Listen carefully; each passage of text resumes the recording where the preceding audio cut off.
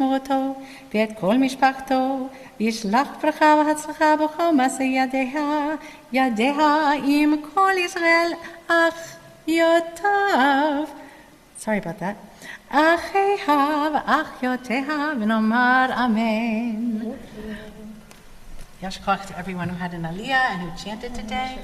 And now we lift and wrap the Torah. Please rise in body, rise in spirit.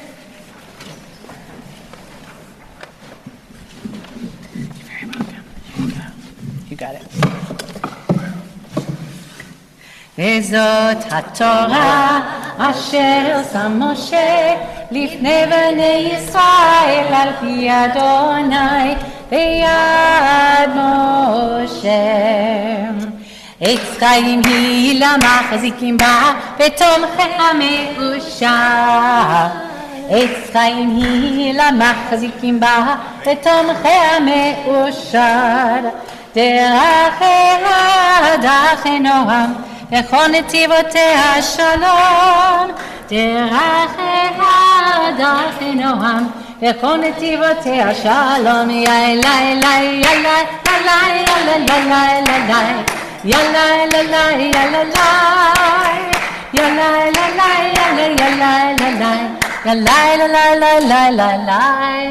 יאללה. You may be seated. I liked how it worked with the timing with the power hour last week to do the sermon before the Haftorah. Let's do that. Bevakasha. Whatever, I think you're right, that worked really well. Of course, Rabbi Zelony is going to go to the power hour shortly, and this way it doesn't rush the feel of the sermon to start right here. Thank you, Rabbi Zelony. Thank you for leading such a beautiful Torah reading. The honor is mine. Shabbat Shalom, everyone. About twice a month, I volunteer at the San Mateo County Jail, leading interfaith services for inmates and sneaking in whatever spiritual support I can for the deputies who walk me from the lobby into the cells and back. And to be honest, it can be a difficult volunteer position because the lives of the inmates are so different from my own, and for that matter, the lives of the deputies too.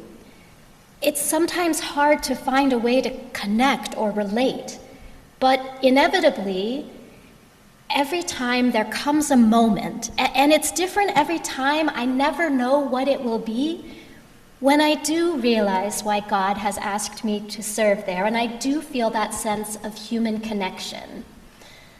On Christmas Day, I was leading a service, and there was a gentleman who seemed disengaged from the service. He was writing in his journal or a workbook, but when I started to leave at the end of the service, he approached me. I asked him if he would share something he had written or drawn during our time of worship, and he said, yes. This is my rehabilitation journal.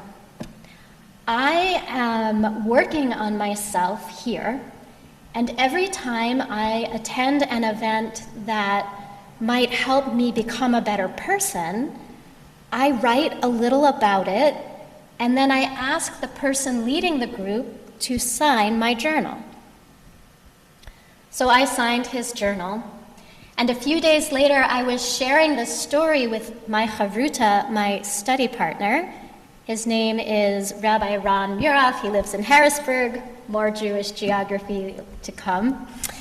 And Ron said, what an amazing world it would be if we all walked around with rehabilitation journals. And we all became very thoughtful and noticed the ways in which we're trying to be better people. I think he was right about that. It's a way of trying to notice the good in ourselves and the good in others.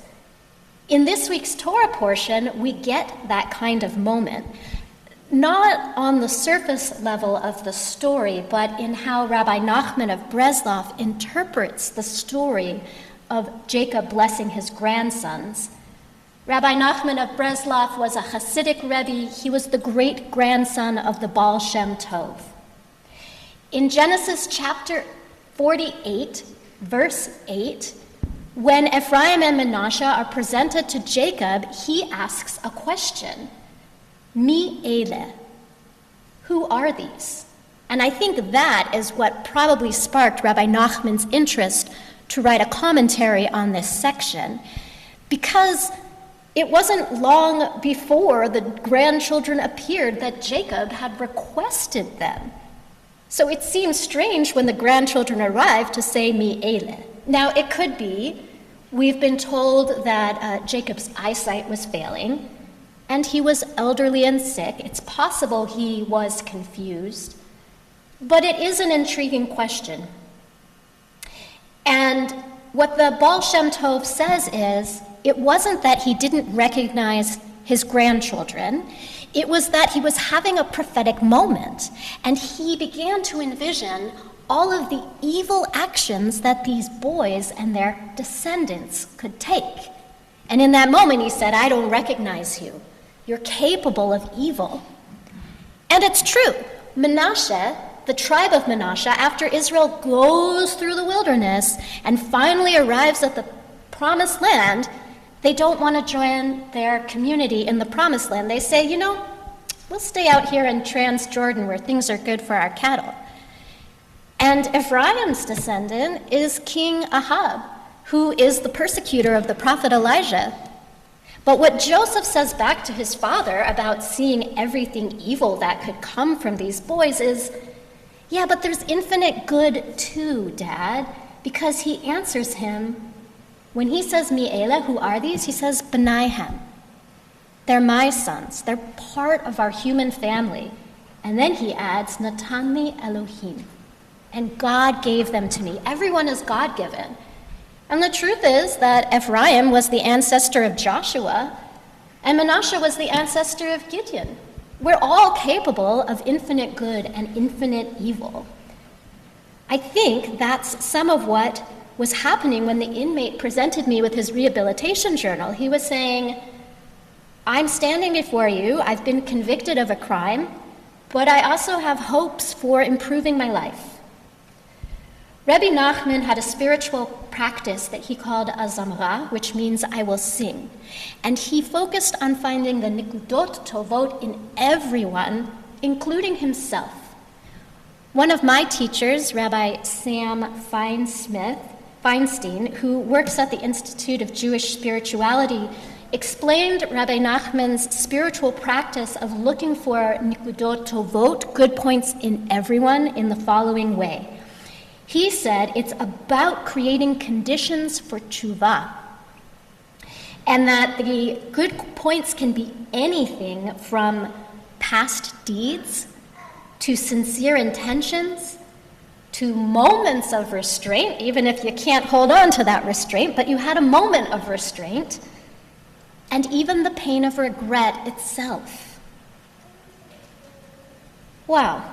I would like to walk around with a journal that wrote down all of my past good deeds, moments I managed to restrain myself, and even my sincere regret. 11 days before I was speaking to this inmate, I actually found myself being arrested at a protest. A number of clergy, we made it our goal to shut down the immigration court in San Francisco for the day. Now, before I continue with my sermon, I want to pause because I've just said something that might be intriguing or confusing, maybe even upsetting or offensive, and I want to explain why I'm sharing this particular story. And I welcome you to talk to me about it afterward. There are two things that I have learned to really admire about the Beth Jacob community since my arrival here. The first is how Rabbi Ezra is very personal in the sermons that he gives. He really shares about his life and how he walks through the world and how Judaism speaks to him. And that personal connection, that letting him get to know you, leads to trust and bonding. I can see how many of the congregants really love and feel connected to him, and I greatly admire his strength and honesty in the way he gives sermons. The second reason that I feel safe to share this story is that your community has been working on a policy for the last few years about being able to talk about things that might be things that we feel very passionately about because they touch on our values or our politics. And I love that you've created a space where we can share and then dialogue. So I'll continue with my story. We were arrested, and as I'm being handcuffed and patted down, the Homeland Security officer doing that noticed my talit, and that talit has a purple collar.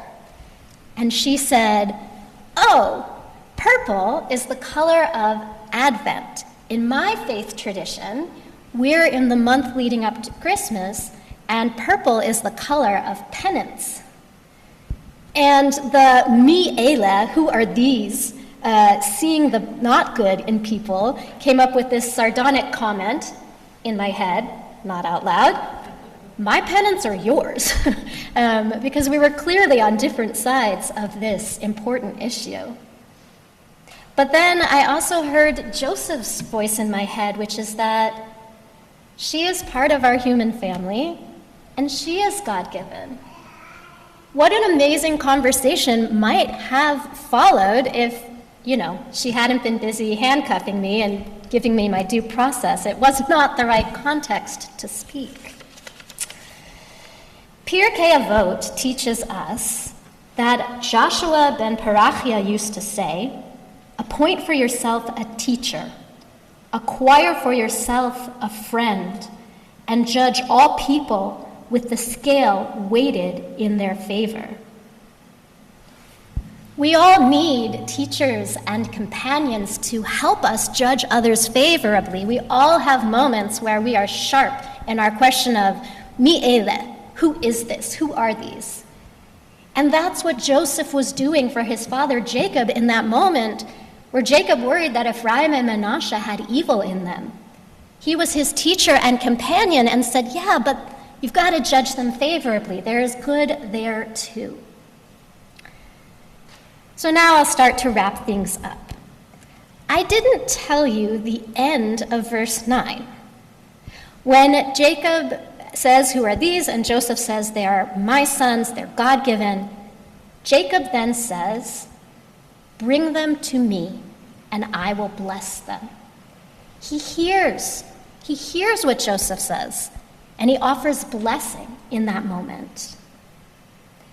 The inmate who approached me was saying, essentially, "Will you bless me by signing this? Will you bear witness to my human journey of trying to be a better person?" And later that morning, as we're waiting to be processed, my talit started slipping off my shoulders, as they are in the habit of doing. And this same security guard came over to me and said, because I couldn't reach it myself, and neither could any of my companions, you see. She said, "Can I touch your talit, your shawl? Can I help you put it back on?" And maybe when she said penance, that purple is the color of penance, maybe she was trying to share, "Hey, I'm a person of faith too." Or maybe she was trying to find some way to connect. And I really do wish that we'd had the opportunity to talk about why she got up that morning to serve her country by working as a Homeland Security officer in an immigration court, and to share with her why I got up that morning to prevent her from doing her job. I think it would have been an interesting conversation. Whether it's Rabbi Nachman saying, "Look for the good in people," or Pirkei Avot counseling us to judge people favorably, the wisdom of our tradition is saying that we should share and learn from others, and most importantly, humanize them. So now I hope that you will have the blessing this week of asking yourself the question, mi ele, and answering that this person is from God and deserving of blessing.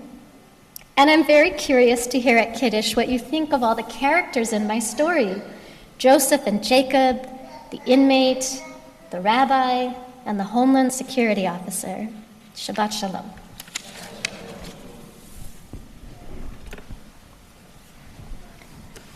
All right, my friends, the Haftorah is on page 170, nope.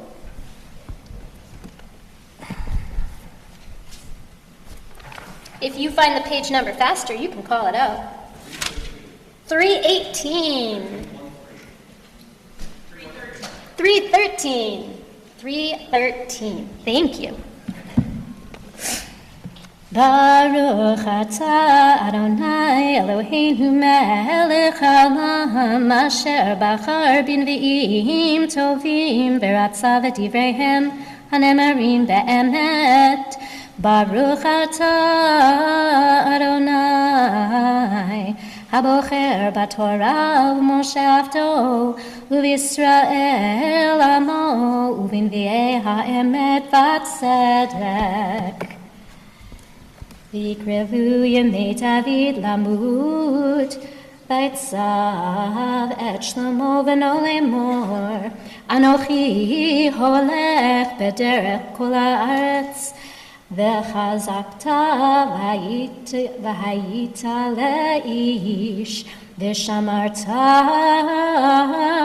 et mishmeret Adonai Elohecha Lalachet bidrachav, lishmor chukotav, mitzvotav, umishpatav, ve'idotav, kakatuv b'torat Moshe, leman taskil, et kol asher taseh ve'et, kol asher tivnei sham, leman Yakim Adonai et Baro asher diber alai lemor im yishmeru banecha et darkam Lalachet lefanai be'emet bechol levavam ubechol nafsham lemor lo yikaret lecha ish me'al kisei Yisrael vegam ata yadata et asher asali Yoav ben Sruya Asher asa lishnei sarei tzivot Yisrael La'avner ben Ner V'lamasa ben Yeter v'yahargem Vayasem dmei milchama b'shalom Vayitein dmei milchama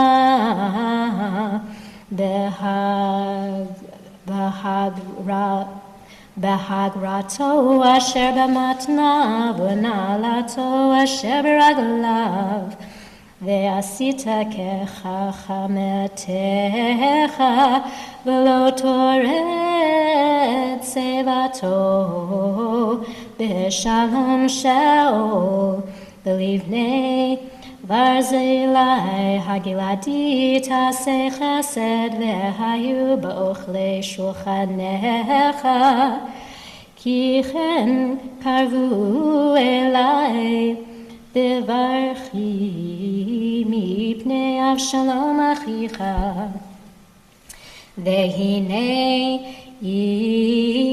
Imcha Shim'i Ben Gera Ben hayamini mi bechorim vehu kilala nimratzat beyom lechti machanayim vehu yarad likrati hayarden ve'eshava lo vadonai lemor אם אני איתך בחרב ואתה אל תנקהו, כי איש חכם אתה, וידעת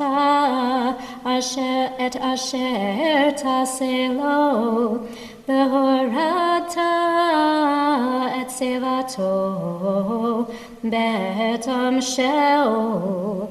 וישכב דוד עם אבותיו, ויקבר בעיר דוד, והימים אשר מלך דוד על ישראל 40 שנה, בחברון מלך 7 שנים, ובירושלים מלך 33 שנים.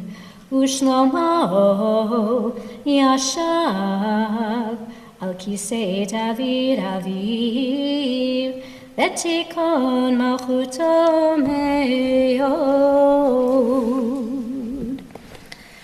ברוך אתה אדוני אלוהינו מלך העולם, צור כל העולמים, צדיק בכל הדורות, האל הנאמן, האומר ועושה, המדבר ומקיים, שכל דבריו אמת וצדק. נאמן אתה הוא אדוני אלוהינו ונאמנים דבריך, ודבר אחד מדבריך אחור לא ישוב ריקם, כי המלך נאמן ורחמן אתה, ברוך אתה אדוני האל הנאמן בכל דבריו.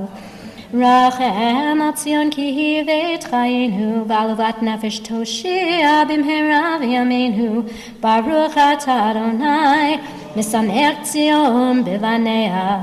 שמחנו אדוני אלוהינו באליהו הנביא עבדך, ובמלכות בית דוד משיחך, במהרה יבוא ויגל ליבנו, על כיסאו לא ישב זר ולא ינחלו עוד אחרים את כבודו, כי בשם קודשך נשבעת לו שלא יכבה נרו לעולם ועד, ברוך אתה אדוני מגן דוד.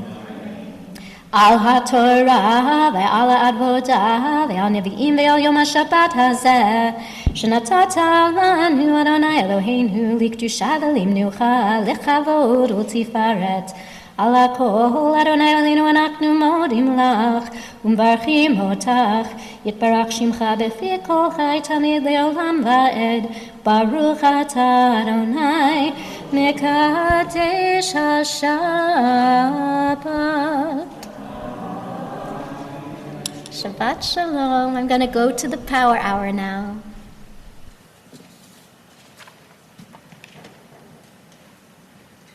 Thank you, Rabbi Zelony, for your teaching, sharing those stories in the sermon. Before we put away the Torah at this auspicious time, let's turn to our prayer book and find the special brachot we say. And here we go.